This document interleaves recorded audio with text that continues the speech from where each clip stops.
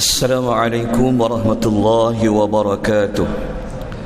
Alhamdulillahilladzi bi ni'matihi tatimmu shalihan wassalatu wassalamu ala Rasulillah wa ala alihi wa sahbihi wa man walah, amma ba'd.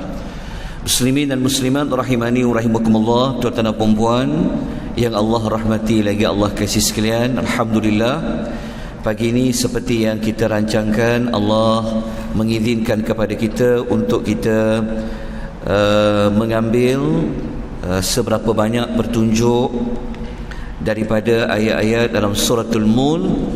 Pagi ini kita akan membicarakan dengan lebih terperinci ayat yang kita dah baca pada ayat yang ketiga, ayat yang ketiga, muka surat nombor 63. Tengok dalam nota yang bercetak, muka surat nombor 63.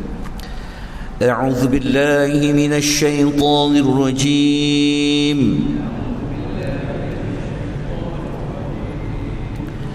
الذي خلق سبع سماوات طباقا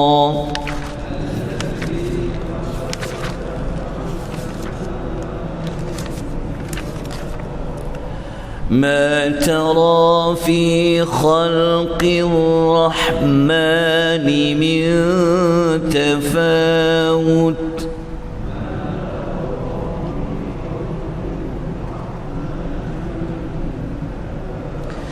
فارجع البصر هل ترى من فطور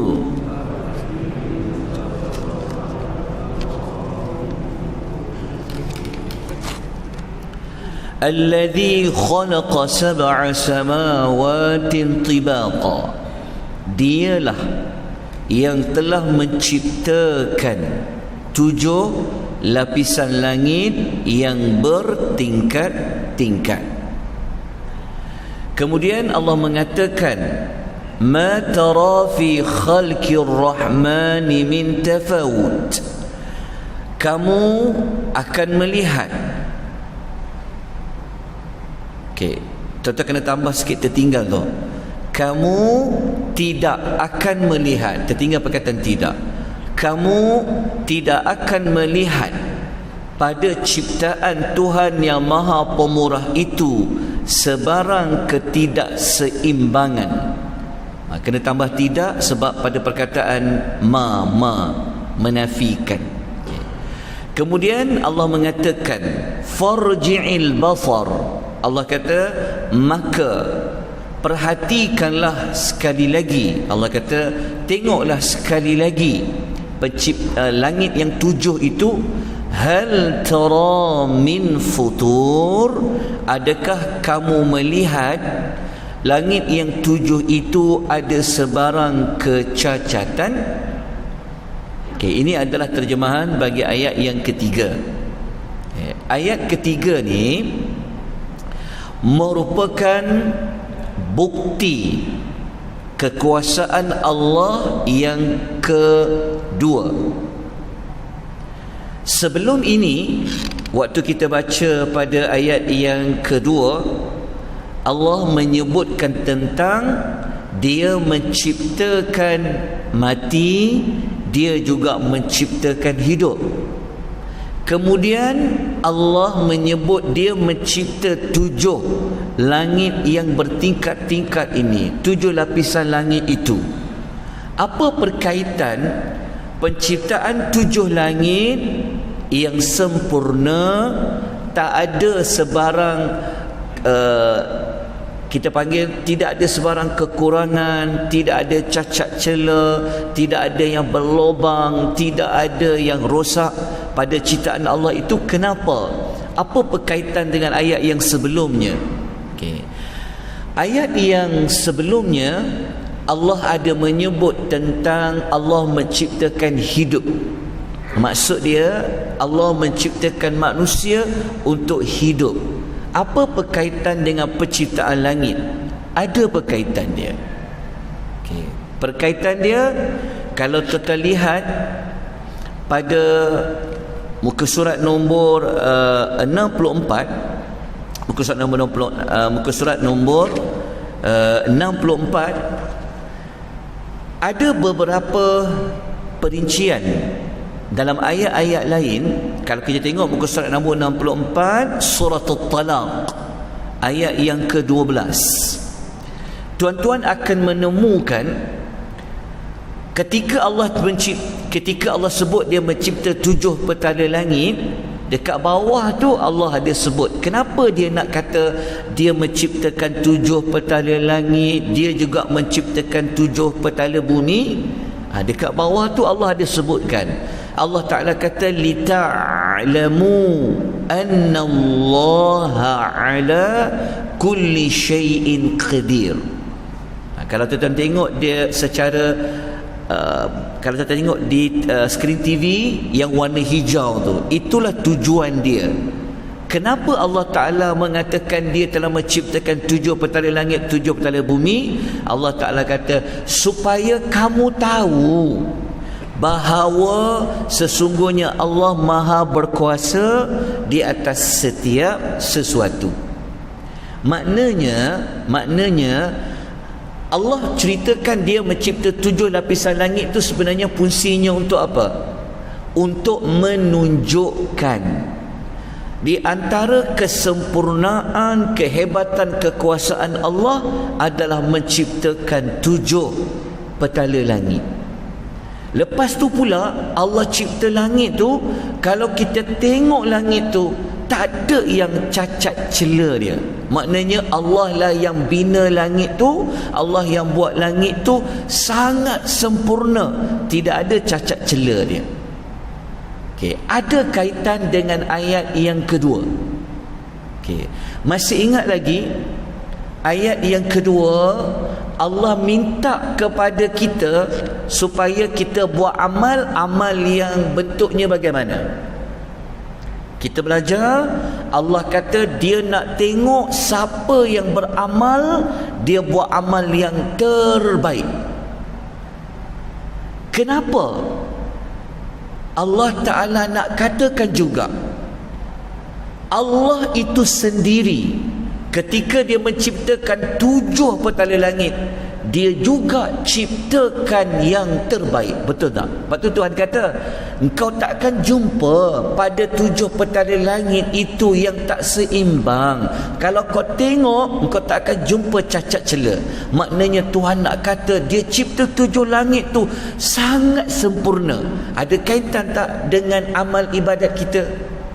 Maknanya Tuhan nak kata kalau Allah itu cipta langit dengan sempurna, maka kita pun dalam buat ibadat kena buatlah ibadat dengan sempurna. Itu ada perkaitan dia. Okay. Perkaitan yang lain, tuan-tuan, langit ni kita tahu dia adalah makhluk yang sangat besar. Dan tak ada orang yang dia tak boleh nampak langit. Semua orang boleh nampak langit, kecuali dia buta lah. Semua orang boleh nampak langit. Dan kalau kita tanya, langit tu luas tak? Orang yang tak beriman pun dia akan cakap, ya, langit tu luas. Kenapa dengan luasnya langit tu? Okay. Kalau kita baca dalam surah Ghafir, cuba lihat muka surat 65. Dalam surah Ghafir, begitu juga dalam surah An-Nazi'at, kita akan dapati Allah kata begini.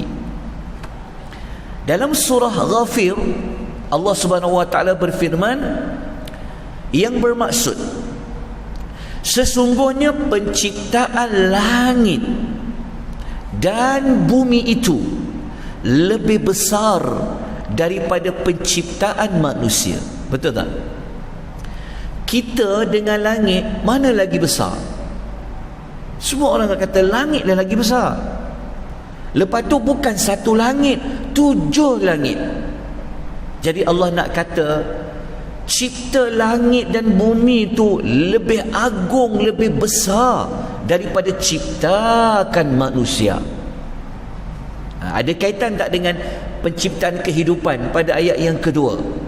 Okey, baca satu lagi ayat dalam surah An-Nazi'at ayat 27 dan 28. Allah mengatakan, a antum asyaddu khalqan amis sama'u banaha.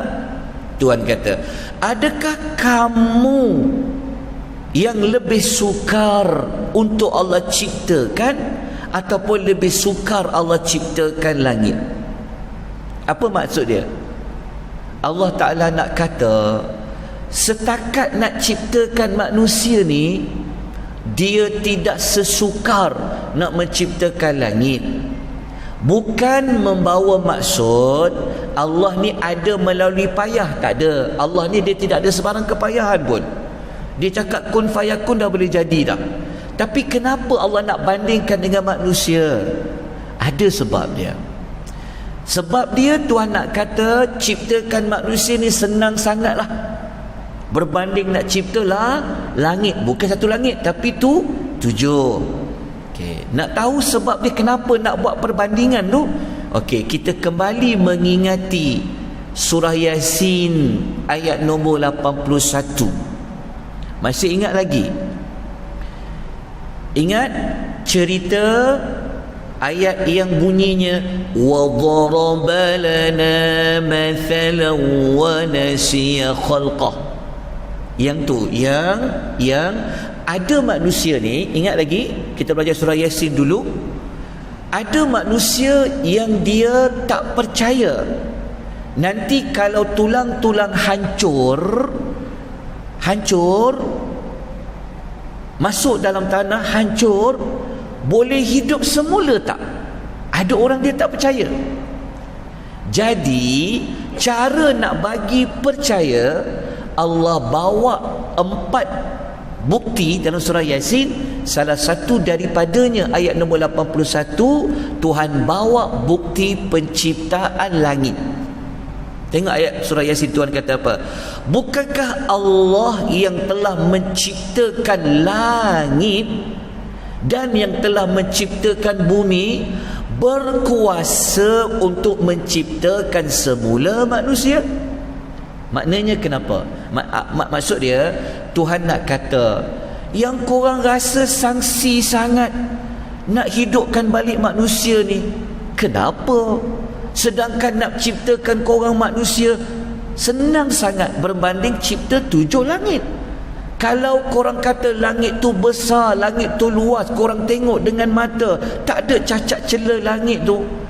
Setakat nak ciptakan manusia dengan cipta langit tu, ya Allah, sangatlah senang. Itu jawapan hikmah kenapa Allah nak menyebut penciptaan 7 langit di dalam suratul Mulk ini. Ada kaitan tak dengan penciptaan kehidupan pada ayat yang kedua? Dan yang paling utama sebenarnya, Allah Ta'ala nak tunjukkan bahawa Dia maha berkuasa di atas setiap sesuatu. Siapa yang boleh cipta langit? Tak ada orang boleh buat. Okay. Kita lihat, kalau tuan-tuan nak tengok maklumat lebih lanjut tentang ayat-ayat lain yang ada sebut tentang 7 langit, tuan-tuan kena rujuk seperti ayat yang ada kita nukilkan pada muka surat nombor 63, surah Al-Baqarah ayat 29, Fusilat sampailah surah Al-Mu'minun. Baik, tuan-tuan dan puan-puan rahimani wa rahimakumullah, kalau kita ambil sedikit maklumat tentang cipta langit ni, Allah ciptakan langit ni selama 2 hari. 2 hari Allah cipta langit, 4 hari Allah cipta bumi. Tapi tuan-tuan, kita dah belajar dah dalam surah As-Sajadah. Ingat lagi? Dalam surah Sajadah, Allah cipta langit dan bumi ini berapa masa? 6 masa. Kita jangan sekali-kali memahami Allah Ta'ala ni pun dia tak boleh buat 1 hari, dia perlukan waktu. Bukan begitu. Kenapa Allah sebut dia cipta langit 2 hari, bumi 4 hari, digabungkan 6 hari? Nak menunjukkan kepada kita, buat sesuatu itu perlu ada fasa-fasanya. Begitulah yang Allah lakukan. Baik, tuan-tuan dan puan-puan rahimani wa rahimakumullah, kita lanjutkan lagi perbincangannya adalah ayat nombor 3 tu, kalau kita lihat, tuan-tuan akan menemukan perkataan Ar-Rahman.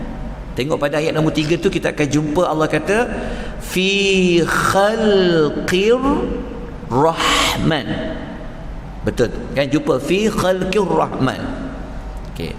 Kenapa ketika Allah nak kata dia maha hebat menciptakan 7 lapisan langit tu, kenapa Allah selitkan nama dia Ar-Rahman dalam tu? Apa sebab dia? Okey, mari kita sama-sama memahami ulasan yang dibuat dalam Tafsir Al-Misbah. Kata Pak Qori Shihab dalam Tafsir Al-Misbah, beliau mengatakan disebutkan nama Ar-Rahman dalam ayat yang ketiga tu bertujuan nak ingatkan semua orang bahawa ciptaan Allah itu ada pada 7 langit itu sebenarnya adalah kerana rahmat, kasih sayang Allah semata-mata, tak ada sebab yang lain. Boleh faham tak maksudnya? Okay. Maknanya Tuhan nak kata, kenapa dia kata dia masukkan nama dia Rahman? Tuhan nak kata bukan sekadar kamu boleh tahu Allah tu berkuasa mencipta 7 langit dengan sempurna, tapi Tuhan nak kata juga pada 7 lapisan langit tu, 7 langit tu mengandungi rahmat Allah yang Allah nak bagi pada manusia. Mungkin kita tak nampak ada apa rahmat Allah tu pada langit.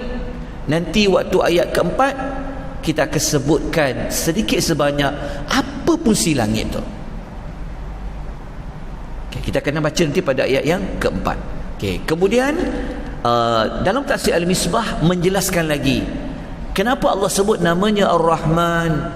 Allah nak kata bahawa dia tak nak apa-apa pun pada manusia ni, tetapi dia buat tu macam mana? Dia nak menunjukkan rahmat dia kepada manusia. Baik, tuan-tuan dan puan rahimani wa rahimakumullah, kita teruskan dengan ayat yang keempat. Nanti baru kita bincangkan pengajaran dan tindakan selepas tadabbur, selepas kita bincang ayat yang keempat. Okey, kita masuk kepada ayat yang keempat. A'udzu billahi minasyaitonir rajim. ثم ارجع البصر كرتين ينقلب إليك البصر خاسئا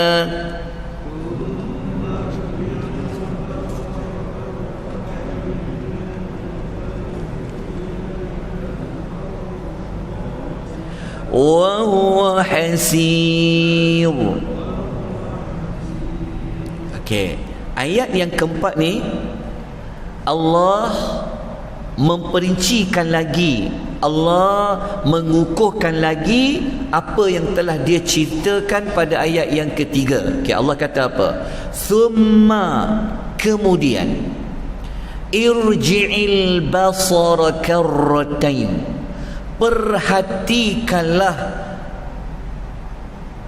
perhatikanlah kali yang seterusnya. Okey, dalam ayat karratain kat sini, kalau kita tengok maksud karratain merujuk kepada 2 kali. Tapi dalam ayat ni sebenarnya Tuhan nak kata berkali-kali. Okey, ayat nombor 4 ni Tuhan nak kata kemudian tengoklah lagi berkali-kali. Cuba tengok lagi dan lagi, kata Allah. Tengok apa? Tengok langit tu, 7 lapisan langit tu. Tengok. Kalau ayat 3 kata tadi tengok dah sekali, kali ni Tuhan kata cuba tengok berkali-kali, kata Allah. Allah kata setiap kali kau tengok, pasti apa yang kau tengok tu engkau tak akan jumpa sebarang cacat cela, kata Allah. Bahkan kata Allah, mata kamu saja nanti yang penat nak tengok, kamu letih nak cari mana kekurangan Allah, mana cacat cela pada langit tu, takkan jumpa, kata Allah. Engkau akan jadi penat, habis tenaga kau tengok, penat mata melihat. Baik, tuan-tuan dan puan rahimani wa rahimakumullah, Ayat yang keempat ni rasa boleh faham kan? Mudah je. Maknanya ayat keempat ni Allah cabar kita. Allah nak suruh manusia ni tengok, ada tak ciptaan Allah pada 7 langit tu cacat cela? Jawapannya tidaklah. Kan siapa Tuhan bagi tahu dah. Tuhan kata engkau tak akan jumpa sebarang cacat cela dan engkau akan penat, kata Allah Azza wa Jalla. Baik, tuan-tuan, kita terus pergi kepada pengajaran dia. Kita tutup dengan pengajaran. Baik, yang pertama ni kita gabung ya, pengajaran ayat 3 dengan ayat 4. Pengajaran yang pertama yang kita dapat belajar, langit yang luas merupakan bukti kesempurnaan kekuasaan Allah Azza wa Jalla. Ini memang pengajaran yang paling utama sekali. Nombor 2, langit yang terbentang luas itu merupakan rahmat dari Allah Azza wa Jalla. Jadi kalau nak tengok rahmat Allah, tengok pada langit. Nak nampakkan lagi akan rahmat Allah itu, tuan-tuan kena tengok maklumat yang berikutnya. Tapi saya sekadar nyatakan saja isi penting dia dan surah dan juga ayat. Saya tak letakkan ayat dia. Kalau tidak, panjang nanti dia punya nota ni akan jadi lebih panjang. Okey. Nak nampakkan hebatnya langit ni, kita nak bagi rasa macam mana rahmat Allah tu. Kan kita nampak langit ni kenapa jadi rahmat? Okey. Tuan lihat dekat sini. Tuan lihat dekat muka surat ni. Tengok dekat ni. Muka surat nombor 74. Terus pergi kepada muka surat nombor 74. Tuan lihat. Langit ni kenapa? Dia dengan kita ni kenapa? Okey, kalau tengok dekat muka surat 74 tu, benda yang paling utama yang ada pada langit tu sebagai apa? Dari langit tu datangnya apa? Datangnya air. Kalau sebut fungsi air, banyak kan fungsi air. Yang paling penting kali hidupkan manusia lah, semua makhluk tu. Termasuklah apa? Ni apa? Elektrik hidup daripada mana? Daripada mana? Air kan? Kalau tak ada air, tak ada elektrik, tak ada kelas lah kita. Menunjukkan bahawa Tuhan nak kata rahmat dia ni korang boleh nampak pada langit. Tapi nak lebih nampak langit tu, kita kena senaraikanlah apa fungsi-fungsi langit tu kepada kita. Antaranya langit tu tempat turunnya air. Okey. Nak lebih jelas lagi, nak lebih tambah lagi maklumat, tuan-tuan cuba kita tengok muka surat ni. Kita tengok muka surat 72. Sikit lagi, lepas tu nanti kita akan kita buat sesi kesimpulan dia. Okay, cuba tengok muka surat nombor 72. Sifat khusus bagi langit. Sifat khusus bagi langit tu ada 4 kan? Salah satu dia yang penting, langit tu sebagai apa? Dia seperti bumbung. Nombor 3, bumbung yang Allah pelihara, suratul Anbiya. Mungkin kalau tuan-tuan nanti ada kesempatan, cuba tuan-tuan lihat. Kita tahu kan dunia bumi kita ni, bumbung dia apa? Bumbung dia adalah langit. Kenapa rumah kita ada bumbung? Rumah siapa sini tak ada bumbung? Ada tak rumah siapa tak ada bumbung? Semua rumah orang ada bumbung. So dunia bumi ni bumbungnya adalah langit. Kita semua belajar matahari ni dia punya kuat dia, kalau tak ada yang kalis matahari itu, itulah langit tu. Kalis dia supaya matahari itu, bayangkan, itu fungsi bumbung pada langit. Betul tak? Kalau tidak, macam-macam boleh datang daripada angkasa jatuh ke muka bumi, tapi Allah susun langit tu. Langit satu. Begitulah di antara fungsi yang saya boleh ceritakan. Rupa-rupanya langit ni bumbung bagi bumi. Seperti mana kita buat bumbung pada rumah supaya hujan tak turun, tak berpanas. Kalau tak ada langit ni, kena cahaya matahari itu mati kita semua. Betul tak? Kenapa tuan-tuan buat kereta ada tinted cermin tu? Nak elak apa tu sebenarnya? Cahaya matahari kan. Begitulah fungsinya bumbung. Cuma saya tak tahulah maklumat tentang sains kata apa, langit satu panggil apa, langit dua panggil apa, wallahu ta'alam. Tapi cukup dengan maklumat itu menunjukkan bahawa pada ciptaan tujuh langit itu adanya rahmat Allah pada kita. Adanya rahmat Allah pada kita. Dan menariknya juga langit ni tuan-tuan dan perempuan, tengok muka surat satu lagi, lepas tu kita tutup pengisian kita. Nanti kita ulang balik pada keesokan hari untuk belajar tindakan selepas tadabbur. Tengok muka surat 73. Okey, cuba lihat sifat khusus bagi langit tu yang nombor 6 tu. Tanpa bertiang, betul tak? Mana ada binaan tanpa tiang? Langit je tanpa tiang. Dia jatuh tak? Dia tak jatuh. Tengok yang nombor 8 tau. Dia berdiri dengan perintah Allah Azza wa Jalla, surah Ar-Rum ayat nombor 25. Tengok langit saja kita dah nampak kebesaran Allah. Kita tak tahu nak ucap apa terima kasih pada Allah tu, dengan Allah yang jaga langit, fungsi langit tu kepada kita. So moga-moga kita dapat sesuatu pada ayat yang menyebutkan tentang 7 lapisan langit pada ayat 3 dan ayat 4. Besok insya-Allah kita ulang kembali ayat nombor 4. Kita terus pergi kepada tindakan selepas tadabbur insya-Allah. Jadi kita kena sambung pada esok pagi sebab waktu dah lebih sedikit. Okay, so kita kena cukup dengan waktu yang diberilah. Saya tak mau lebih kerana kita disiplin lah, ya. Setiap dalam lingkungan 20 hingga 20 minit kita selesai. Moga-moga Allah bagi rahmat kepada kita pada pagi ni. Kita dapat merasa rahmat Allah selama ini yang ada di atas kepala kita ni. Rupanya adanya rahmat Allah iaitu pada ciptaan langit. Maka kita banyakkan amal soleh kita kepada Allah, tanda syukur kepada Allah Azza wa Jalla, kerana Allah lah pencipta, penjaga, pemelihara langit bagi kita semua. Aku qouli hadza wa astaghfirullahal azim wa billahi taufiq wal hidayah. Wassalamualaikum warahmatullahi wabarakatuh. Assalamualaikum warahmatullahi wabarakatuh.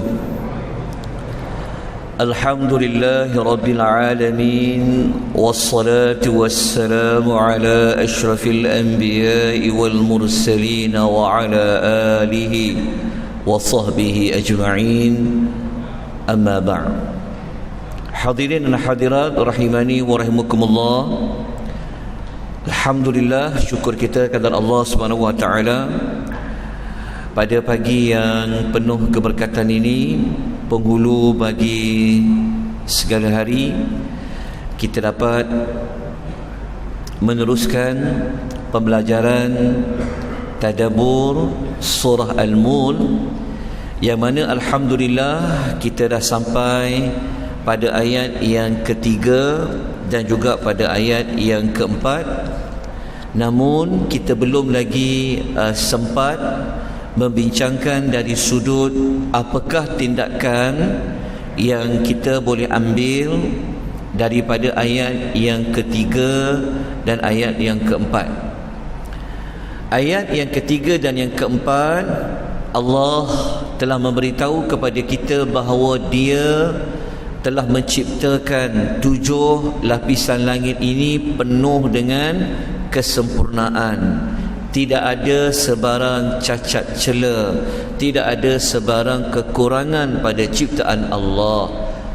Malahan ciptaan Allah tersebut menunjukkan rahmat dari Allah Subhanahu wa taala kepada umat manusia. Maka kita telah sama-sama mendapat 2 pengajaran. Jadi kita terus pergi kepada tindakan selepas tadabbur, muka surat nombor 75 bagi nota yang bercetak.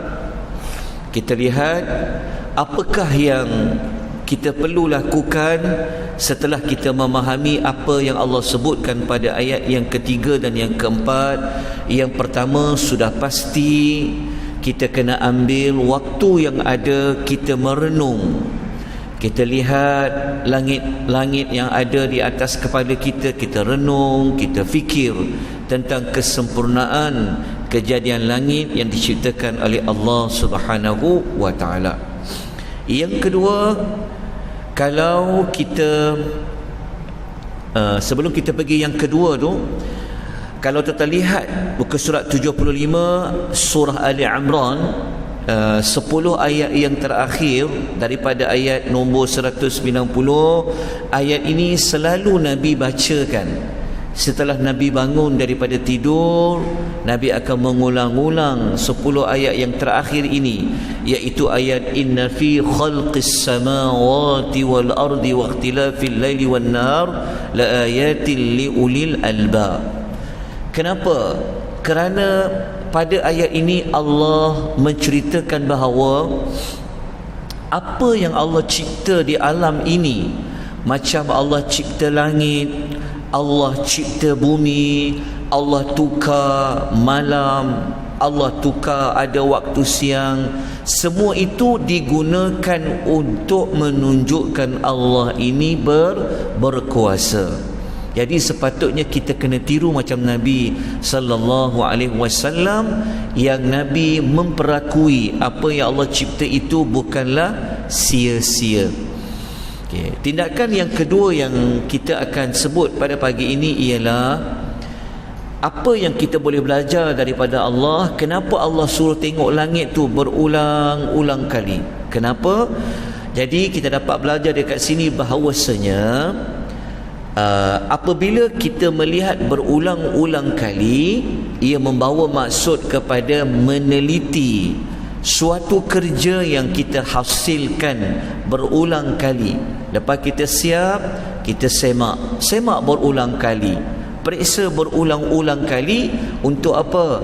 Untuk kita memastikan ada kesempurnaan daripada apa yang kita lakukan, seperti mana Allah memerintahkan tengok langit itu berulang-ulang kali, bagi kita melihat kesempurnaan ciptaan Allah Subhanahu wa taala. Tuan-tuan, kita terus pergi kepada ayat yang kelima. Okey, ayat yang kelima ni kita baca terlebih dahulu, nanti kita buat hubung kait di antara ayat 1 sampai ayat yang kelima. Boleh lihat muka surat nombor 77.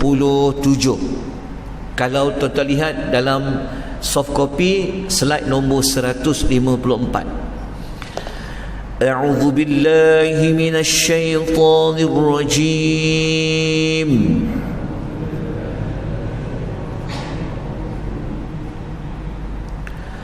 وَلَقَدْ زَيَّنَّا السَّمَاءَ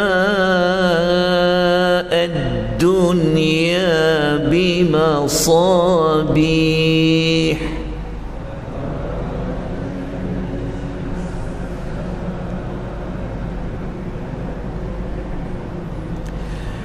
وَجَعَلْنَاهَا رُجُومًا لِلشَّيَاطِينِ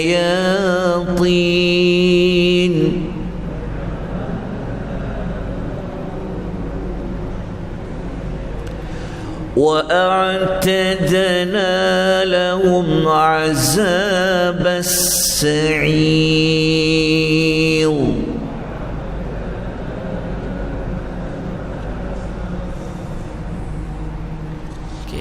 Kita lihat terjemahan terlebih dahulu, lepas tu nanti kita kaitkan dengan ayat-ayat yang sebelumnya. Okey. Walaqad, dan sesungguhnya kami benar-benar, kata Allah, zayyannas sama, telah menghiasi langit. Langit yang mana? Ad-dunia, langit dunia. Okay. Langit dunia ni adalah panggilan kepada langit yang paling dekat dengan kita. Itulah dipanggil langit dunia. Kalau ayat sebelum ni, pada ayat nombor 3, Allah kata 7 langit. Kali ini Allah tak minta kita lihat ke 7-7. Allah nak sebut langit yang paling dekat sekali dengan kita. Dia panggil langit dunia. Kenapa dengan langit tu? Allah telah hiaskan langit-langit itu bimasabih, dengan bintang-bintang. Tapi kalau kita terjemahkan perkataan masabih, sebenarnya adalah merujuk kepada pelita-pelita. Tapi masabih dekat situ sebenarnya merujuk kepada bintang-bintang.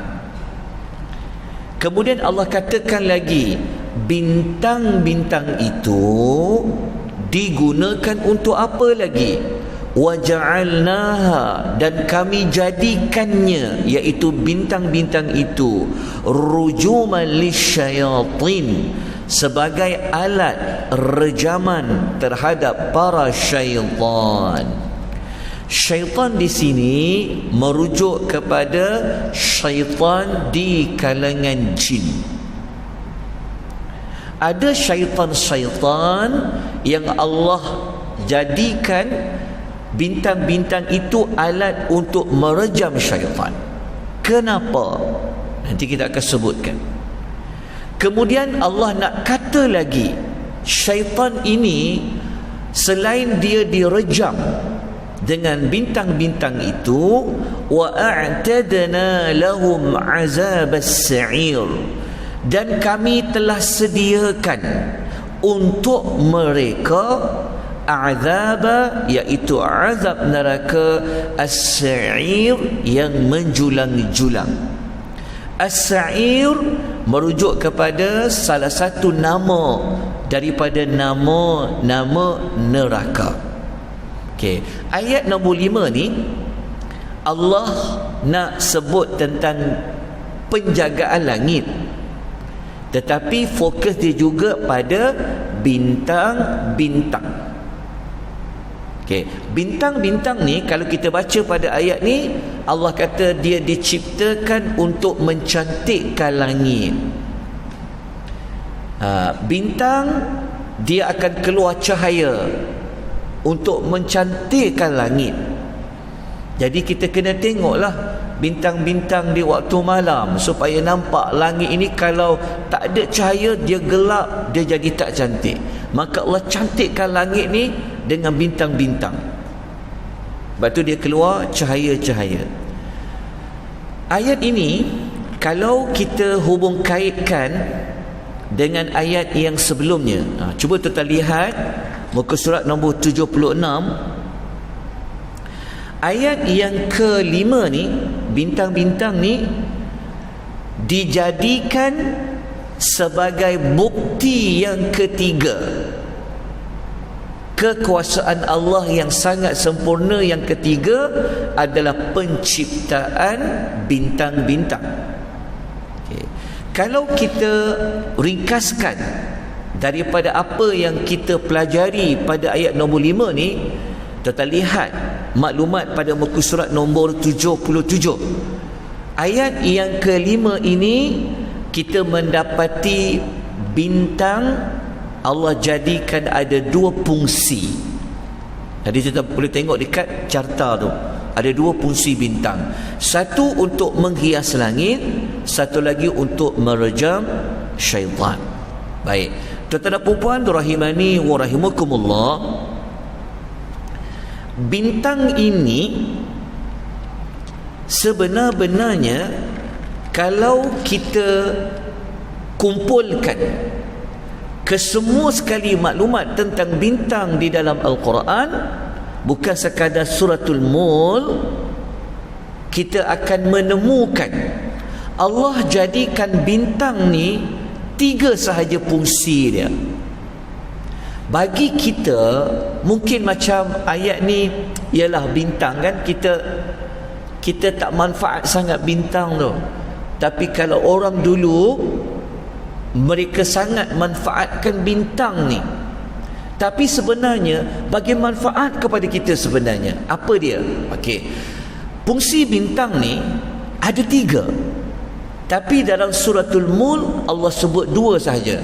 Untuk hias langit dan untuk menjaga langit daripada syaitan-syaitan yang langit itu, bintang itu diguna untuk alat merejam syaitan. Nanti kita akan sebut kenapa untuk direjam. Dan nombor 3, rupa-rupanya bintang-bintang ni Allah gunakan sebagai kompas, sebagai petunjuk arah, petunjuk jalan bagi orang-orang yang terdahulu. Sekarang pun boleh digunakan. Okey, tuan-tuan boleh tengok dalam surah ni. Tuan-tuan tengok dalam suratul Nahl ayat nombor 16. Kita akan jumpa puisi bintang, wa bin najmi hum yahtadun. Lepas tu kalau tuan-tuan lihat dalam suratul Al-An'am ayat 97, Allah ada sebut puisi bintang tu untuk apa? Allah Ta'ala kata litahtadu biha fi zulumatil barri wal bahri.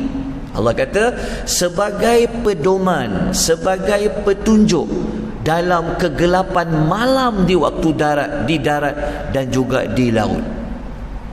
Okey, sekarang kita kembali kepada membincangkan kenapa bintang tu Allah gunakan untuk merejam syaitan. Kenapa? Okey. Mari kita lihat dalam surah Jin terlebih dahulu. Saya minta tuan-tuan buka rujukan pada muka surat nombor 84. Kita tengok muka surat nombor 84. Mari kita belajar pagi ini tentang jin. Yang mereka ini adalah digelar syaitan. Okey. Digelar syaitan. Okey. Tuan-tuan dah jumpa muka surat nombor 84? Okey, kita tengok ayat dia. Dalam surah Jin, insya-Allah nanti kita akan belajar surah Al-Jin. Surah nombor 72. Sebab banyak sangat orang kita ni tersalah sangka dengan jin. Kan, sian jin, sikit-sikit jin. Kan, seluar dia pun orang pakai. Tak adalah, tu gurau je. Jin ni sebenarnya, kalau siapa yang belajar surah Jin, surah 72, tuan-tuan akan mendapati ada jin yang Islam, ada jin yang kafir. Surah Jin tu surah yang nak jin tu cerita kepada Nabi. Jin tu cerita kepada Nabi. Jin ni kalau kita baca dekat surah Jin ayat 8 hingga 9 ni, mereka mengatakan macam ni. Mereka kata, saya terus baca terjemahan ya.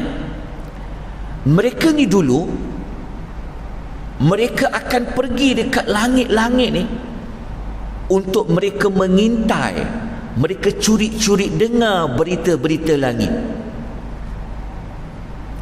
Ketika mana mereka nak curi dengar berita langit ni, mereka dapati langit-langit ni penuh dengan pengawal-pengawal yang sangat kuat kawalannya, dan adanya syihab, iaitu tahib-tahib bintang, maknanya meteor, tahib bintang tu. Jin cakap. Lepas tu kita sebut tadi kan ayat 3-4 pasal langit kan. Kita nampak langit ni macam tak ada apa-apa, tapi sebenarnya satu lagi kerajaan Allah yang hebat adalah di langit. Langit ni adalah tempat tinggal para malaikat. Langit-langit ni, langit 1, 2, kalau kita belajar pasal langit, Masya Allah, kita akan dapati kebesaran Allah yang maha agung. Langit ni, dekat situlah sebenarnya ada lauh mahfuz. Segala perkara yang berlaku dekat alam ni, Allah Ta'ala akan minta kepada para malaikat untuk jalankan semua benda-benda di alam ni, turunkan hujan, turunkan rezeki, macam-macam. Tetapi ada di kalangan para jin ni, mereka naik ke langit tu, mereka cuba dengar apa malaikat-malaikat ni berbual. Berbual tu tentang apa nak kena buat, apa nak kena buat. Maka malaikat pergi dekat langit, mereka mengintai, mereka curi-curi dengar. Sebab tu kalau tuan-tuan baca dekat ayat nombor 9 tu, jin tu cakap, dia kata, dulu dia kata, kami dapat duduk dekat langit-langit tu nak dengar apa para malaikat ni sebut. Tapi sekarang dia kata, siapa yang cuba curi dengar, dia kena dilontar dengan tahi-tahi bintang yang dah bersiap sedia untuk melontar mana-mana para jin di kalangan syaitan. Kita faham tak cerita ni? Rupa-rupanya bintang yang digunakan untuk merejam syaitan tu adalah syaitan di kalangan jin yang dia pergi curi berita-berita di langit. Dulu sebelum Nabi diutuskan, sallallahu alaihi wasallam diutuskan, mereka senang je boleh naik. Tapi sejak Nabi sallallahu alaihi wasallam diutuskan, mereka tidak lagi boleh mendengar sebebas-bebasnya seperti dahulu. Mereka dapati dah ada pengawal, malaikat lah. Lepas tu ada tahi bintang. Itulah pusi bintang tadi tu. Okey, tuan-tuan kena baca lagi ayat yang lain. Ayat ni tuan-tuan, surah Al-Jin juga, kalau tuan-tuan gunakan untuk jampi orang yang kerasukan jin, dia sangat powerful. Kalau orang kena rasuk jin, betul lah dia rasuk jin tu lah, tuan-tuan boleh baca antara surah dia, baca surah tu jin. Surah tu jin. Nanti kita boleh ajar ruqyah untuk jampi daripada jin. Okay, kemudian kita tengok surah yang kedua. Mari kita tengok dalam surah yang kedua. Tuan-tuan boleh rujuk juga di dalam suratul Saffat. Okey, kita tak sempat nak baca ke semua-semua sebab waktu kita agak terbatas. Saya sebutkan saja ayat, nombor surah dia, saya sebut ringkas saja, nanti tuan-tuan boleh baca dengan lebih terperinci. Okey, kalau tuan-tuan tengok dalam suratul Saffat ayat nombor 6 hingga 10 tu, muka surat nombor 81, Allah ada sebut pada ayat nombor 8 tu, Allah telah jaga langit-langit daripada syaitan yang derhaka. Okey, lepas tu tuan-tuan baca juga pada ayat nombor 9 dan ayat nombor 10, Allah mengatakan tentang bintang itu digunakan untuk melontar, menghalau mana-mana syaitan yang mencuri dengar berita langit.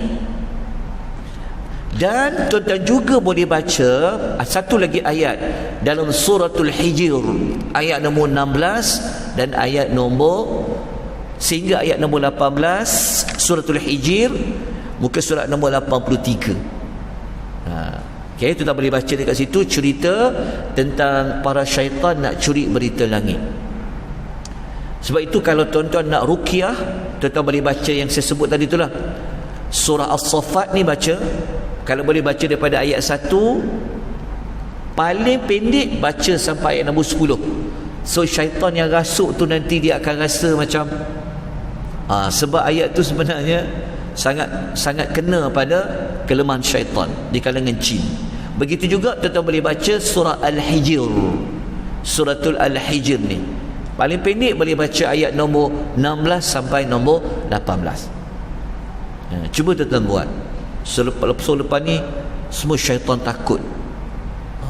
Dia tengok jemaah Masjid Taqwa ni, sebab dia tahu jemaah Masjid Taqwa ni dia ada ilmu menghalau para jin dengan dia baca ayat-ayat ni. Bukti tuan-tuan. Cuba tuan-tuan baca. Baik.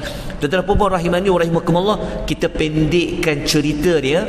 Cuma waktu kita dah sampai kepada 20 minit yang pertama, kita kena sambung perbincangan ni pada esok pagi. Sebab dia agak panjang sikit, tapi sebab dia nota, saya harap tuan-tuan bacalah terlebih dahulu. Baca terlebih dahulu supaya mudah mengikuti apa yang kita nak belajar. Baik, esok kita akan cerita, ada tak jin yang dia berjaya mencuri berita apa yang para malaikat tu katakan. Esok insya-Allah kita akan ceritakan.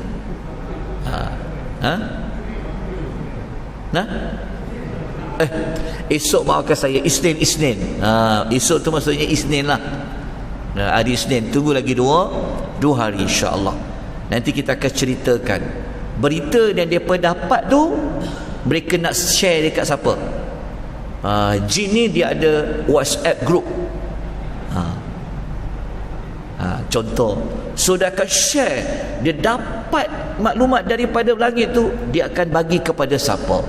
InsyaAllah kita bincang pada hari Isnin yang akan datang, bermula muka surat 85 sehingga muka surat nombor sampai hujung lah insyaAllah. أقول قولي هذا وأستغفر الله العظيم وبله التوفيق والهداية والسلام عليكم ورحمة الله وبركاته. سبحانك اللهم وبحمدك أشهد أن لا إله إلا أنت أستغفرك وأتوب إليك. والعصر إن الإنسان لفي خسر إلا الذين آمنوا وعملوا الصالحات وتواصوا بالحق وتواصوا بالصبر.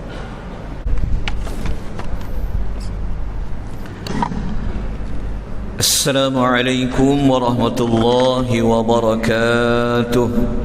الحمد لله رب العالمين والصلاة والسلام على أشرف الأنبياء والمرسلين وعلى آله وصحبه أجمعين. أما بعد. Tuan-tuan dan puan-puan rahimani wa rahimakumullah, alhamdulillah, seperti yang dirancangkan, Allah memberikan keizinan kepada kita pada pagi ini untuk kita memperincikan keterangan ayat yang kelima yang berada pada muka surat 77. Jadi tuan-tuan dan puan-puan memang perlu merujuk kepada nota yang bercetak ataupun dalam bentuk PDF soft copy, kerana TV tidak dapat digunakan seperti kebiasaan. Kita ulang kembali ayat yang kelima.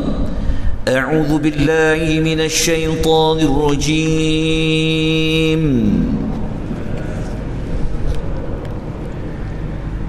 وَلَقَدْ زَيَّنَّا السَّمَاءَ الدُّنْيَا بِمَصَابِيحَ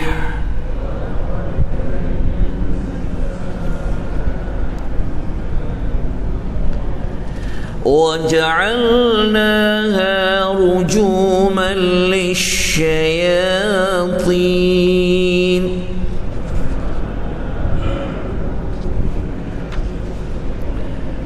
وأعتدنا لهم عذاب السعير.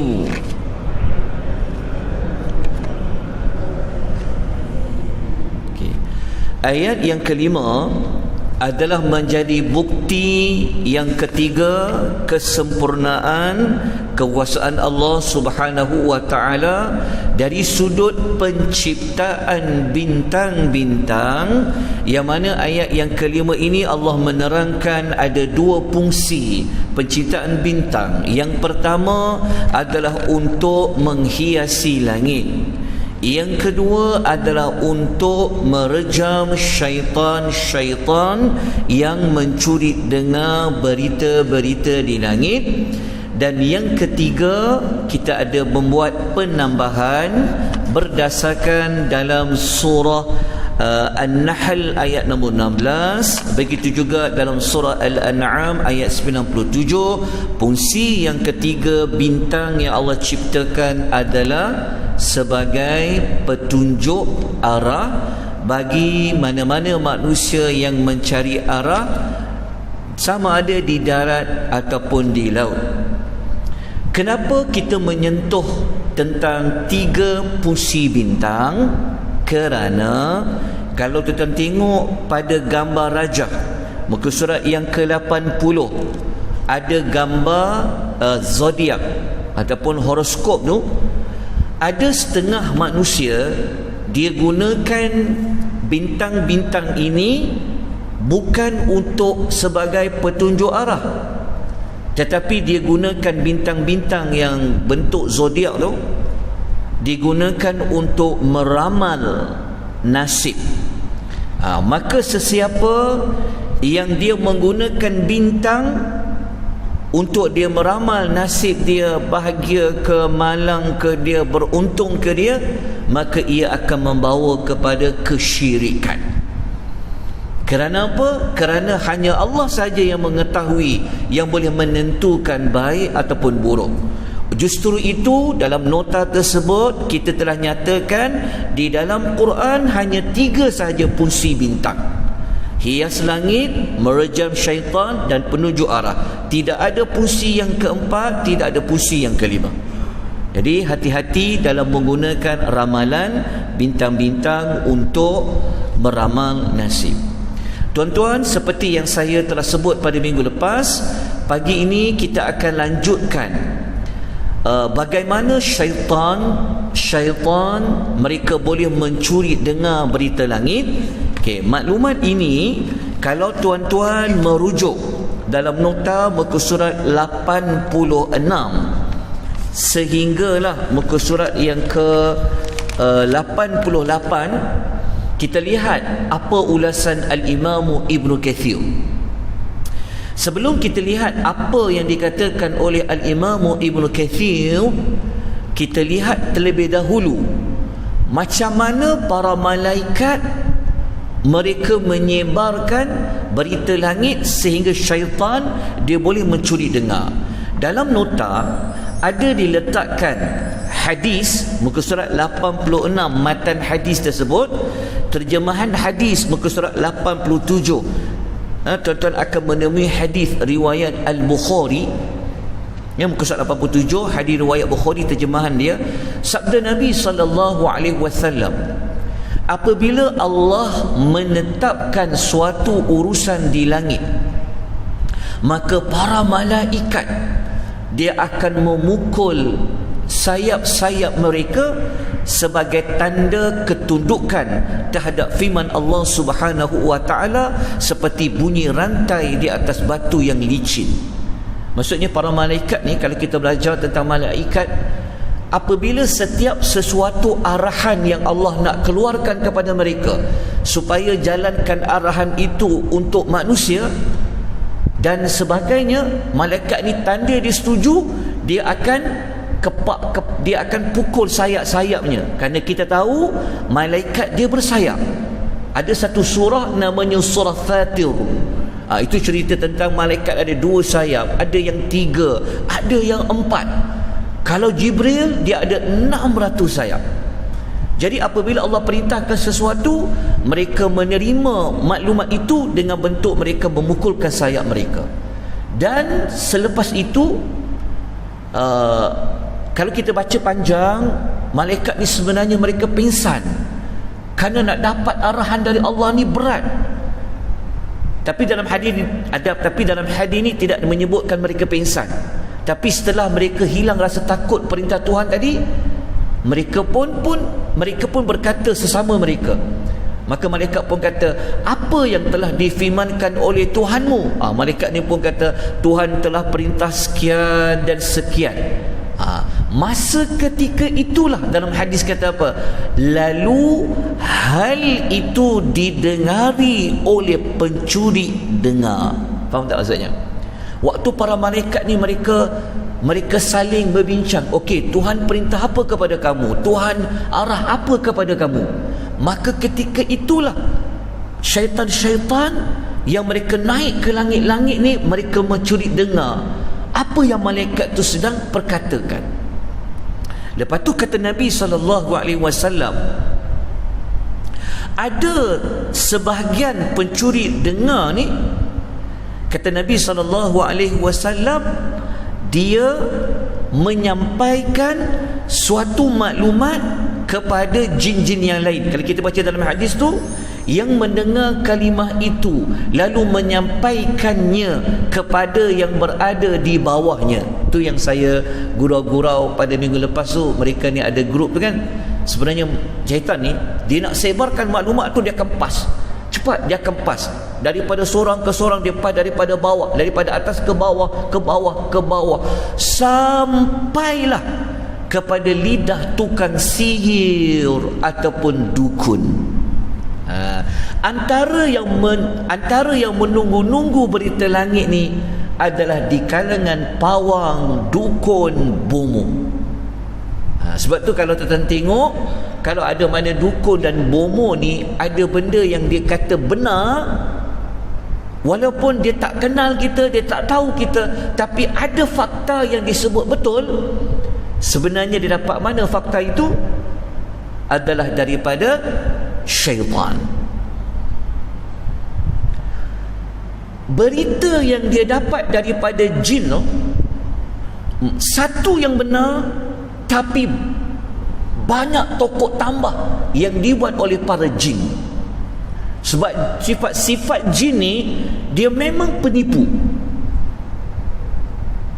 Kata Nabi SAW dalam hadis ni, okey, kita tengok dalam hadis, dalam ayat, kalau kita tengok dalam ayat Quran, dalam surah Asy-Syu'ara ayat 221 sampai 223, Allah memang ada sebut syaitan-syaitan ni dia buat apa, dia sharekan maklumat tu.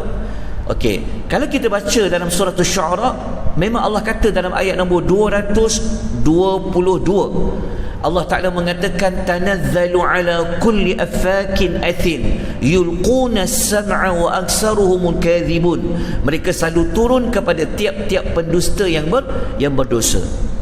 Sebab itu tuan-tuan, kita dilarang untuk mendatangi dukun, bomo yang boleh meramal nasib, yang boleh, nanti kita akan sebut sekejap lagi. Zaman Nabi itu dia ada 3 jenis bomo. Nanti kita akan sebut panggilan dia apa. Okey, dalam hadis tuan-tuan tengok muka surat nombor 80, muka surat nombor 88. Zaman sahabat Nabi sudah ada tau bomo-bomo ni, yang pawang-pawang, dukun-dukun ni sudah ada. Jadi dalam hadis kata Aisyah radhiyallahu anha, ada para sahabat Nabi tanya kepada Nabi sallallahu alaihi wasallam tentang apa al-kuhan, iaitu dukun. Lalu Nabi SAW kata apa tentang dukun? Nabi kata, tak payah dengarlah dukun ni, abaikan je lah, tak ada apa-apa pun, kata Nabi SAW. Tapi para sahabat jawab apa? Ya Rasulullah, mereka kata, para sahabat kata, ya Rasulullah, فَإِنَّهُمْ يُحَدِّثُونَ بِشَيْءٍ يَكُونُ حَقًّا. Para sahabat ni dia seperti mencelah. Sebab Nabi kata apa? Tak payah dengarlah dukun-dukun ni kata apa. Lepas tu sahabat kata, ya Rasulullah, tetapi mereka ada cakap benda yang betul. Faham tak benda yang betul?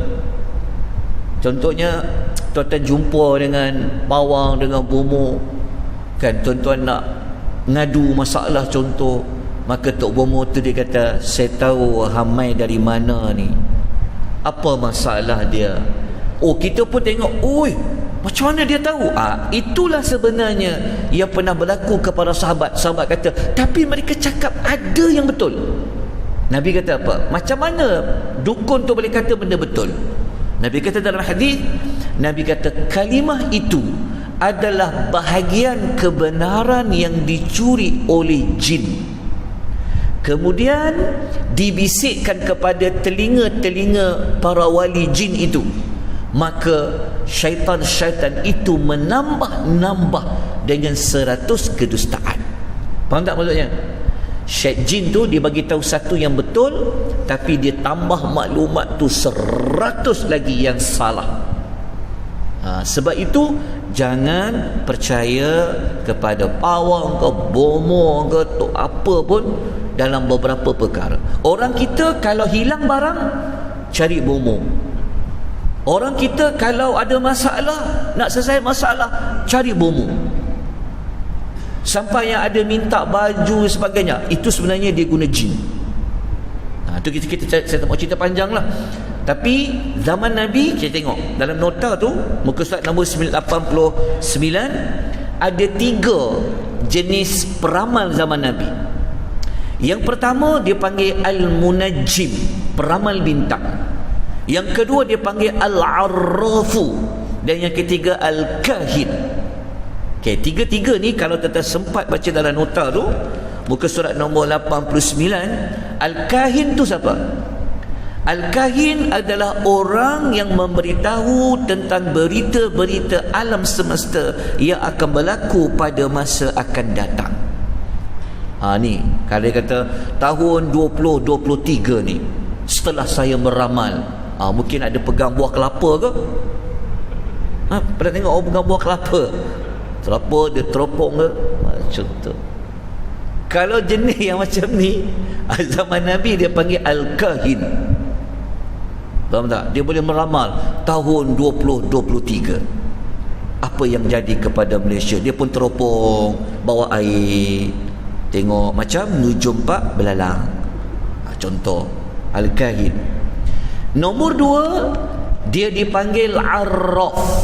Arraf ni adalah gelaran kepada yang mendakwa dia tahu barang curi tu diambil curi tu kat mana, berlaku curi tu di mana, barang hilang dan sebagainya. Ini pun satu lagi masyarakat Melayu.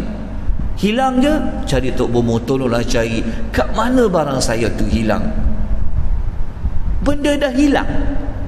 Betul tak? Itu ada dipanggil arraf zaman Nabi SAW. Dan yang ketiga dipanggil munajjim. Munajjim ni adalah orang yang memperhatikan bintang, dan dia kira bintang, dia tengok bentuk gambar rajah dia, dan dia pun meramal. Ini yang kita sebutkan tadi. Itu yang ada setengah bangsa dia suka buat peng shui kan.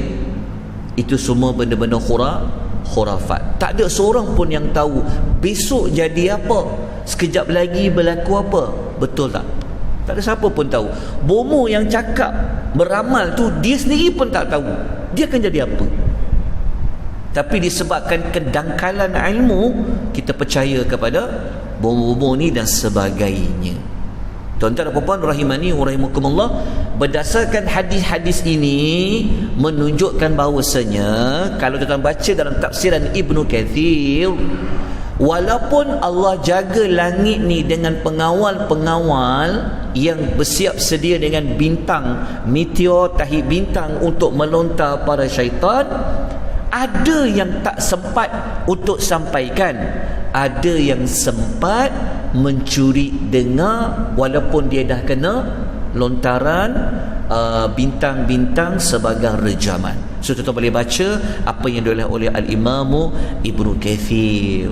Sebab tu kita katakan langit ni nampak macam tak ada apa-apa, tapi sebenarnya di langit ni sibuk dengan kerajaan Allah yang satu lagi ni. Turunnya semua ni, bagaimana musuh-musuh di kalangan syaitan mencuri berita dengar daripada langit. Tapi alhamdulillah dengan rahmat Allah, Allah memelihara kita daripada para syaitan dengan kedatangan Nabi SAW. Tuan-tuan, kita pendekkan ceritanya. Mari kita pergi kepada ayat satu lagi. Ayat tadi juga, cuma saya nak kita lihat terlebih dahulu begini. Okay, kita lanjutkan terus kepada pengajaran ya. Okey. Sebelum tu okey. Tuan-tuan, dalam ayat tu tuan jumpa tak perkataan as-sa'ir, wa a'tadna lahum 'adzaba as-sa'ir. Okey. Neraka dia ada banyak nama. Antara nama neraka yang banyak diulang oleh Allah di dalam Al-Quran, namanya adalah as-sa'ir. Ada 16 kali Allah ulang di dalam Al-Quran neraka namanya as-sa'ir. Tapi yang paling banyak diulang nama neraka nama neraka Jahannam. Kalau jumpa Jahannam tu, itulah nama neraka yang lain yang paling banyak Allah sebut dalam Quran sebanyak 77 kali. Tetapi as-sa'ir kita jumpa 16 kali. Antaranya ada pada ayat yang kita baca tadi. Tetapi yang kedua terbanyak Allah selalu ulang dengan nama al-jahim. Al-jahim 25 kali di dalam Al-Quranul Karim. Baik, tuan-tuan, kita terus pergi kepada apa yang kita boleh dapat pengajaran daripada ayat yang kita baca sebentar tadi. Nombor 1, ayat 5 yang kita dapat belajar, setiap yang diciptakan oleh Allah mempunyai hikmah yang tertentu. Allah tak pernah dia buat sesuatu. Dia buat bintang. Kenapa cipta bintang? Tak ada sebab. Ada sebab. Antaranya ayat 5 kata ada berapa sebab? Ada 2 sebab. Menghias langit dan juga untuk merejam syaitan. Yang kedua, perincian dia, 2 fungsi bintang adalah untuk menghiasi langit dan alat merejam syaitan. Ini kita dah sebut. Pelajaran nombor 3 yang kita dapat daripada ayat yang kelima tadi, langit yang paling hampir dengan manusia dipanggil langit dunia. Dia panggil langit dunia. Dalil ayat yang kelima ini merupakan dalil, bukti yang menunjukkan bahawa neraka telah diciptakan. Kenapa kita kata neraka telah wujud? Sebab Allah guna kata kerja fi'lul madhi, past tense, wa'atadna, dan telah kami sediakan. Maknanya neraka itu telah pun wujud. Okay. Nombor 5, kita dapat belajar salah satu daripada nama neraka adalah As-Sa'ir. Sebelum ni kita ada sebut. Apa makna As-Sa'ir? Dia merujuk kepada nyalaan api yang berkobar-kobar. Itulah nama As-Sa'ir. Nombor 6, pelajaran yang ke-6. Dalam ayat yang kelima tadi kita dapat mengetahui salah satu yang akan menghuni neraka As-Sa'ir adalah syaitan. Betul tak? Allah kata kami telah sediakan bagi syaitan ini neraka Sa'ir. Maknanya para syaitan ini mereka akan menjadi penghuni neraka. Baik, kita lihat apa tindakan yang kita kena ambil berdasarkan ayat yang kita belajar. Yang pertama, sudah pasti kita perhatikanlah keindahan langit yang menunjukkan kesempurnaan ciptaan Allah Subhanahu wa ta'ala. Sia-sia Allah, tidak sia-sialah, tetapi Allah menciptakan dalam Al-Mulk telah dihiasi langit, hiasi langit, tapi kita tak nak tengok apa yang Allah hias pada langit tu. So kalau boleh ada waktu malam, duduk dekat luar rumah ke mana ke, pergilah renung langit tu sikit kan, tengok bintang-bintang, supaya kita dapat menambahkan rasa keagungan Allah Azza wa Jalla. Tindakan yang kedua, berdasarkan cerita syaitan yang mencuri berita langit, dia paskan maklumat itu kepada para pawang, dukun, tok bomo dan sebagainya, maka kita sama-samalah menjauhi ramalan para dukun dan juga para bomo. Kerana ada dalam hadis, Nabi kata apa dari riwayat Muslim, sesiapa yang mendatangi arrafan tu tadi tu, yang tahu mana barang hilang dan sebagainya, kalau kita dah jumpa je dia, tanya soalan saja kepada dia, baru tanya saja, solatnya tidak akan diterima oleh Allah selama 40 malam. Hadis riwayat Muslim. Okay. Hadis yang kedua, terakhir sekali untuk pagi ini, riwayat Al-Hakim dalam Al-Mustadrak, sabda Nabi SAW, sesiapa yang mendatangi, Nabi kata, arrafan au kahinan, mendatangi tukang tilik ataupun para dukun, lalu percaya apa yang dia kata. Kalau tadi tanya je soalan, belum nak percaya lagi pun Allah Ta'ala tak beri, apatah lagi kalau dia percaya tok dukun tu kata apa. Tok dukun tu kata, ini bukan masalah, bukan orang lain yang buat ni, yang buat ni orang dekat. Pernah dengar?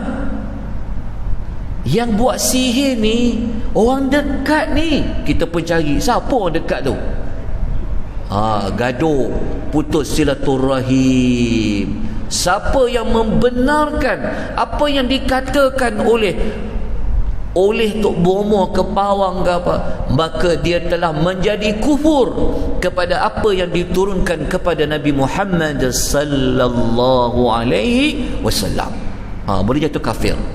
Hati-hati tuan-tuan dan puan rahimani wa rahimakumullah. Kita selesai ayat yang kelima.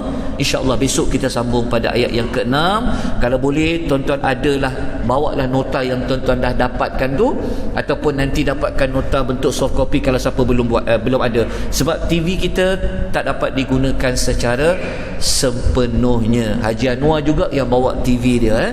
Masya Allah, semangat dia. Kita ucapkan jazakumullahu khair kepada beliau dan juga kepada tuan-tuan dan puan-puan. InsyaAllah kita jumpa lagi pada keesokan pagi pada ayat yang ke-6 insya-Allah. Aqulu qouli hadza wa astaghfirullahal azim wa billahi taufiq hidayah. Wassalamualaikum warahmatullahi wabarakatuh. Assalamualaikum warahmatullahi wabarakatuh. Alhamdulillahi rabbil alamin, wassalatu wassalamu ala asyrafil anbiya'i wal mursalin wa ala alihi wa sahbihi ajma'in, amma ba'd. Muslimin dan muslimat rahimani wa rahimakumullah. Pagi ini kita akan membaca ayat yang ke-6 muka surat 99 dalam nota soft copy pada slide yang ke 198. A'udzu billahi minasy syaithanir rajim.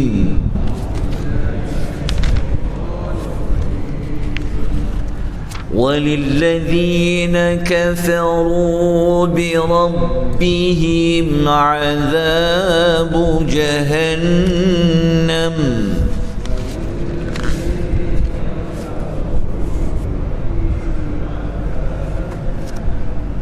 وَبِئْسَ الْمَصِيرُ.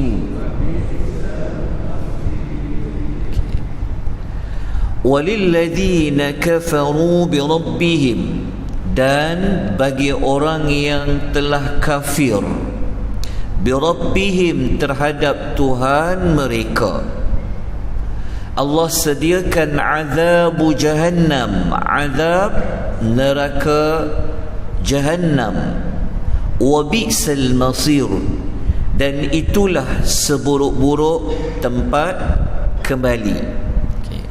Ayat yang ke-6 ini adalah ayat yang Allah menyebutkan balasan yang Allah akan sediakan bagi orang-orang yang telah pun kufur kepada Allah Subhanahu wa ta'ala. Dalam ayat ini kita menemukan ada satu lagi nama neraka, iaitu azabu jahannam, iaitu neraka jahannam. Sebelum ini, iaitu pada ayat yang kelima, kita telah menemukan bahawa Allah memberitahu kepada kita bahawa syaitan Allah Ta'ala telah sediakan neraka sa'ir. Tetapi pada ayat yang ke-6 Allah kata azab neraka jahannam. Jahannam merupakan salah satu daripada nama-nama neraka selain disebutkan nama neraka as-sa'ir.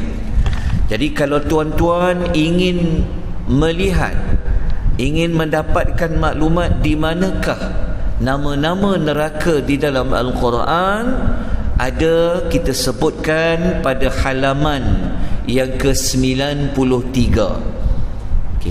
Ayat ini kalau sedikit perincian, dalam ayat ini Allah tidak menyebutkan mengapa Allah menyebutkan mereka telah kafir birabbihim. Kenapa Allah gunakan dengan kalimah Rabb? Kalau kita baca ulasan pada muka surat yang ke-100, Allah menyebutkan tentang menggunakan kalimah Rabb, bukan semata-mata nak menunjukkan Allah itu Tuhan, tetapi daripada mana Rabb ini keluarlah makna Allah yang telah menciptakan, yang telah memelihara dan menjaga kita, yang mentadbir lebih daripada itu. Jadi kenapa Allah menyebutkan kalimah Rabb, tidak digunakan kalimah Allah? Kerana Allah nak menyebutkan betapa banyaknya manusia ini telah terhutang budi kepada Allah Subhanahu wa taala. Okey, ayat ini kalau kita hubung kait dengan ayat yang sebelumnya, iaitu ayat yang kelima, kita mendapati penghuni neraka ini ada dua. Yang pertama, kalau kita tengok dekat ayat nombor 6 tu, dekat atas tu kita letakkan kotak penghuni neraka yang kedua adalah orang kafir. Siapa penghuni neraka yang pertama? Siapa penghuni neraka yang Allah Ta'ala akan penuhkan neraka tu? Siapa penghuni neraka selain daripada orang-orang yang kafir? Jawapannya adalah syaitan. Lepas tu kalau kita baca ayat nombor 5, Allah kata wa'atadna, Allah kata Allah telah sediakan bagi para syaitan itu azab neraka as-sa'ir. Lepas tu kita baca ayat 6, Allah kata orang kafir itu pula akan masuk neraka Jahannam. Perkaitan dia dari sudut ini. Kenapa Allah Ta'ala menyebut terlebih dahulu ayat yang kelima syaitan masuk neraka sa'ir, ayat yang ke-6 baru orang kafir? Antara sebab dia adalah syaitan merupakan punca, merupakan penyebab kenapa orang-orang kafir ini, kenapa manusia itu masuk ke dalam, maksudnya kenapa manusia boleh jadi kafir? Jawapannya disebabkan oleh para syaitan. Sebab tu syaitan sebut dulu pada ayat nombor 5, barulah Allah menyebut tentang orang-orang yang telah kafir. Baik, tuan-tuan dan puan-puan rahimani wa rahimakumullah, apa yang kita dapat belajar daripada ayat yang ke-6? Pelajaran dia boleh lihat muka surat yang ke-101. Yang pertama, semua orang kafir akan dimasukkan ke dalam neraka Jahannam jika mati dalam keadaan kafir. Kena tambahlah pada penghujung sikit penerangan dia. Kalau orang kafir dia mati dalam keadaan dia sempat bertaubat, dia masuk ke dalam Islam, dia terkecuali daripada ayat yang ke-6. Tapi kalau dia memang mati dalam keadaan kafir, memang ayat ini menjelaskan mereka akan masuk neraka Jahannam. Okey. Yang kedua, salah satu daripada nama neraka yang kita belajar pada pagi ini namanya adalah Jahannam. Dan nama Jahannam inilah merupakan nama neraka yang diulang paling banyak oleh Allah di dalam Al-Quran sebanyak 77 kali. Banyak digunakan Jahannam, Jahannam. Jadi kalau kita guna bahasa Jahannam, maknanya kita apa? Mengguna bahasa neraka kita kan. Jahannam kita kata. So Jahannam ni nama neraka. Jahannam ni kata para ulama, ia merujuk kepada neraka yang gelap dan neraka yang sangat dalam. Dia punya dasar dia sangat dalam. Itu Jahannam. Kalau as-sa'ir, iaitu neraka yang api dia, sifat dia apinya menyala-nyala. Okey, tuan-tuan, kita jangan tersalah faham. Neraka ini hanya satu saja. Tetapi kenapa kadang-kadang Allah panggil sa'ir, kadang-kadang Allah panggil Jahannam? Ia merupakan nama bagi neraka yang satu tu. Maksud dia, siapa saja masuk neraka, sama ada dia syaitan ataupun pengikut-pengikut syaitan daripada orang kafir, mereka akan masuk ke dalam neraka dan mereka akan melalui neraka itu sifatnya sa'ir dan neraka itu sifatnya jahannam. Baik, kita pergi kepada pengajaran yang ketiga. Neraka seperti mana yang Allah sebut pada penghujung ayat yang ke-6, ia merupakan seburuk-buruk tempat kembali. Wabi sal nasir. Baik, kita lanjutkan pada ayat yang ke-7. Tuan-tuan dan puan-puan rahimani wa rahimakumullah. Okey, ayat yang ke-7 ni, kalau tuan-tuan lihat, ayat yang ke-7 adalah ayat yang dia nanti dia berada dalam kumpulan ayat nombor 6 sampailah nombor 11. Maknanya bermula ayat 6 yang kita baca sebentar tadi tu sebenarnya adalah ayat yang Allah menyebutkan tentang neraka. Ada 6 sampai 11 ayat. Jom kita baca ayat yang ke-7. Ayat yang ke-7, إِذَا أُلْقُوا فِيهَا سَمِعُوا لَهَا شَهِيقًا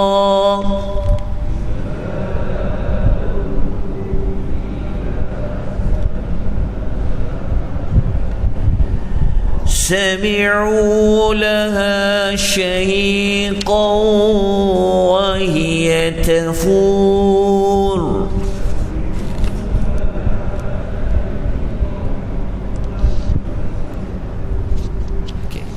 Ayat yang ke-7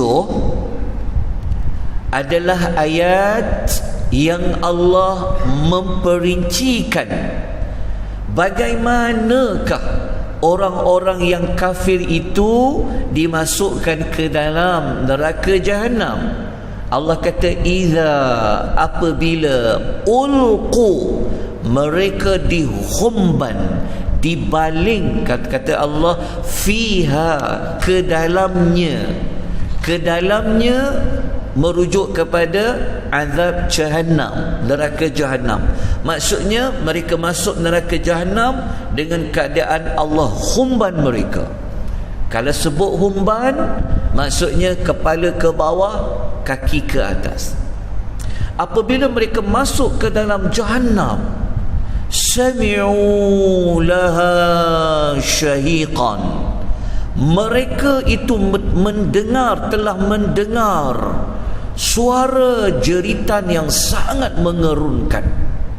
Wahiya tafur, dalam masa yang sama suara jeritan itu, iaitu neraka itu, dia sedang menggelegak. Itu saya tersilap tulis tu.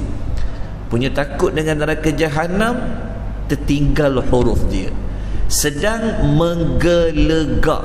Itu dia punya ejaan betul dia. Okey, jelas tuan-tuan? Okey, suara yang menggerunkan itu suara siapa? Suara yang menggerunkan itu sebenarnya adalah suara neraka. Okey, ayat ini kalau kita perincikan lagi, kenapa Allah perlu kata iza ulqu fiha? Kenapa Allah nak humban mereka? Kenapa tak persilakan mereka masuk je elok-elok? Sebenarnya kata para ulama, itulah cara Allah nak menghina, Allah Ta'ala nak merendahkan penghuni neraka, adalah mereka dimasukkan ke dalam neraka dalam bentuk dihumban.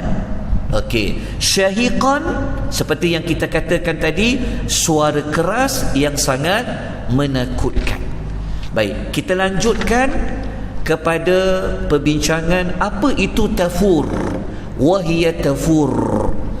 Tafur, kalau kita lihat terjemahan, adalah sedang menggelegak. Okey, mari kita lihat apa ulasan Al-Imam Al-Gharib Al-Asfahani dalam Al-Mufradat. Okey, Al-Imam Al-Asfahani mengatakan perkataan tafur diambil daripada perkataan al-fawru. Al-fawr maksudnya adalah syiddatul ghalayan, iaitu sangat mendidih. Kita kata menggelegak tadi tu, dia sangat mendidih. Okey, disebut al-fawr, dia dikaitkan dengan api neraka ketika dia marah dan ketika dia sebenarnya dia menggelegak, dia mendidih tu adalah dia sedang dalam keadaan yang sangat marah.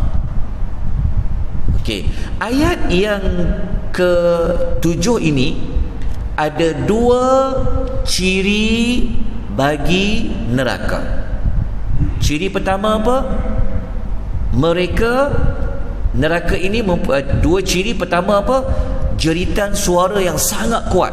Maknanya neraka ini dia boleh mengeluarkan suara. Wahia tafur, merujuk kepada kemarahan api neraka itu. Dia menggelegak tu, dia mendidih tu, dikaitkan juga dengan sifat marah yang ada pada neraka.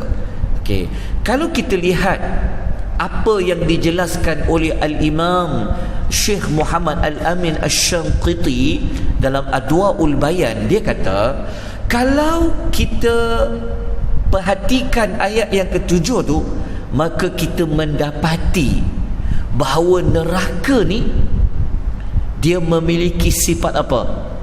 Dia memiliki sifat marah.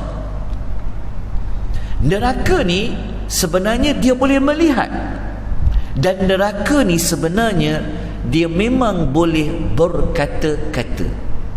Dia boleh bercakap. Yang mereka dengar suara yang kuat tadi tu menunjukkan kepada apa? Ada suara pada neraka tu. Dan wahiyat tafur merujuk kepada kemarahan api neraka.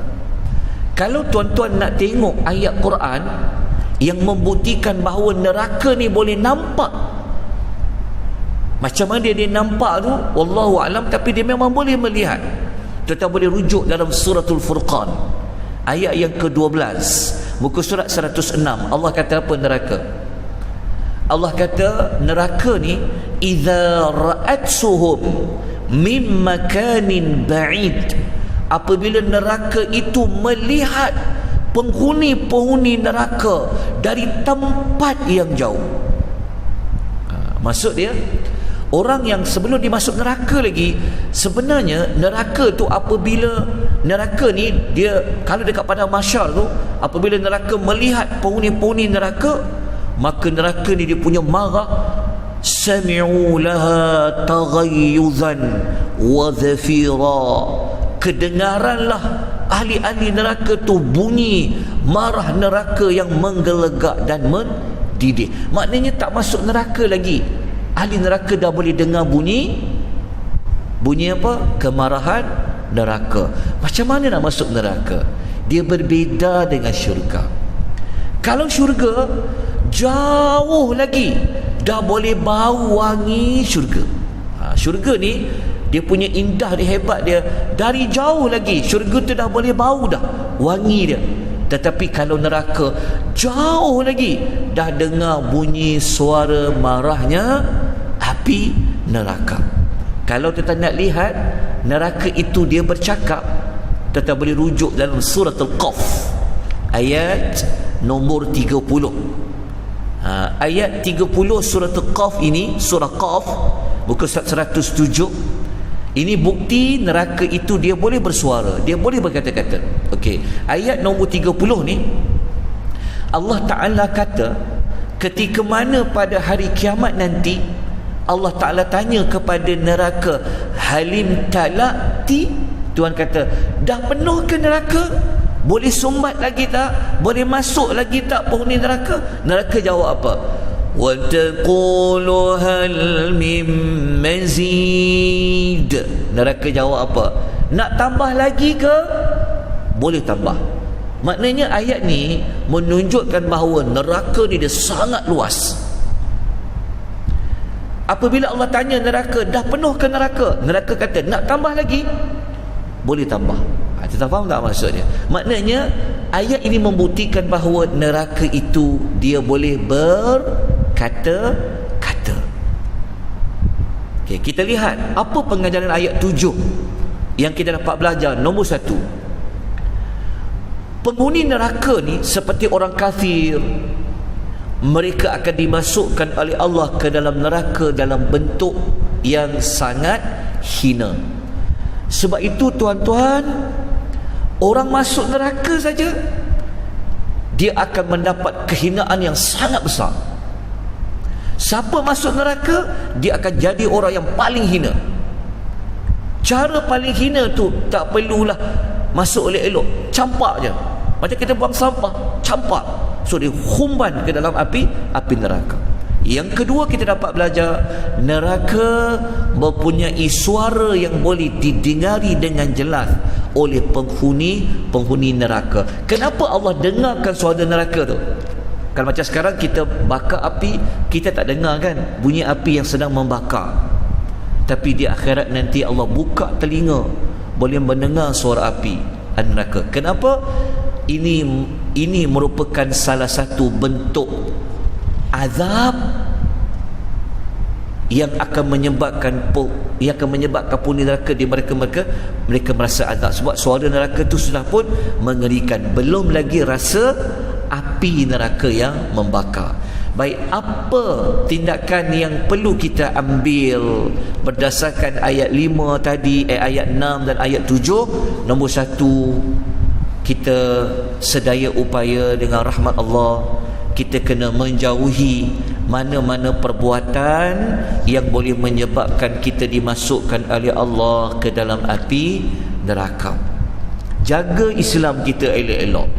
Jangan kita mati melainkan kita mati benar-benar sebagai seorang Islam. Yang kedua, kita kena selalu minta kepada Allah agar Allah jauhkan kita daripada api neraka. Sebab itu doa setiap hari mesti kita minta kepada Allah, minta jauh daripada api neraka. Antaranya ada yang mengamalkan wirid yang Allahumma ajirni minan nar, kan? Allahumma ajirni minan nar. Tu minta jauh daripada api neraka. Nak tahu neraka ni betapa dahsyat dia, ada saya letakkan pada nota muka surat 109 hingga 110, iaitu tentang neraka yang pernah dilihat oleh Jibril alaihi salatu wassalam. Kita boleh baca, dan kita tutup pengisian pagi ini dengan satu hadis Nabi SAW. Nabi ni dia punya nak kita ni janganlah masuk neraka. Nabi sebut dalam hadis riwayat Bukhari, fattaqun nar. Nabi kata, peliharalah dirimu daripada api neraka, walau bisyiqqi tamratin, walaupun dengan sebesar sebelah biji tamar. Nabi kata, kalau apa pun kau boleh buat amal tu jauh dari neraka, Nabi kata kau buat, kata Nabi. Sekalipun hanya dengan sebelah biji tamar dibelah dua, kalau itu boleh bawa kau jauh daripada api neraka, kata Nabi kata gunakan. Dan Nabi kata, faman lam yajid fabi kalimatin tayyibatin, kalau tak mampu dengan sedekah pada sebelah biji tamar, maka kata Nabi, jagalah kata-kata, cakaplah yang baik. Maknanya Nabi nak memberi isyarat bahawa daripada kata-kata ini boleh menyebabkan kita dimasukkan oleh Allah ke dalam api neraka. Jadi jaga kata-kata dan usaha buat amal-amal yang boleh jauhkan kita daripada api neraka. Kita sambung insya-Allah besok tuan-tuan pada keterangan ayat yang ke-8 muka surat 111 112. Aqulu qawli hadza wa astaghfirullahal azim wa bihi taufiq wal hidayah. Wassalamu alaikum warahmatullahi wabarakatuh.